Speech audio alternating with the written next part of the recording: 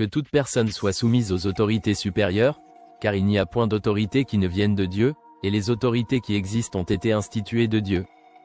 C'est pourquoi celui qui s'oppose à l'autorité résiste à l'ordre que Dieu a établi, et ceux qui résistent attireront une condamnation sur eux-mêmes. Ce n'est pas pour une bonne action, c'est pour une mauvaise, que les magistrats sont à redouter. Veux-tu ne pas craindre l'autorité? Fais le bien, et tu auras son approbation.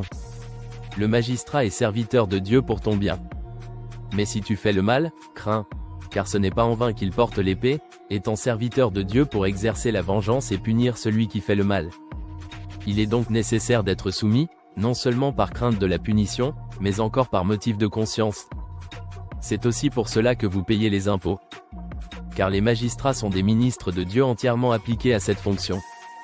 Rendez à tout ce qui leur est dû, l'impôt à qui vous devez l'impôt, le tribut à qui vous devez le tribut, la crainte à qui vous devez la crainte, l'honneur à qui vous devez l'honneur.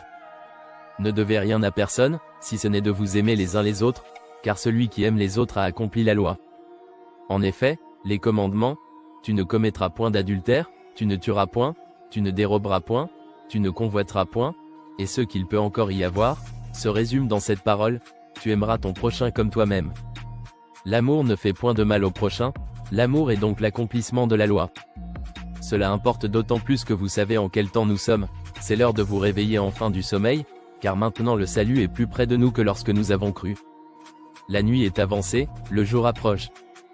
Dépouillons-nous donc des œuvres des ténèbres, et revêtons les armes de la lumière. Marchons honnêtement, comme en plein jour, loin des excès et de l'ivrognerie, de la luxure et de l'impudicité, des querelles et des jalousies. Mais revêtez-vous du Seigneur Jésus-Christ, et n'ayez pas soin de la chair pour en satisfaire les convoitises.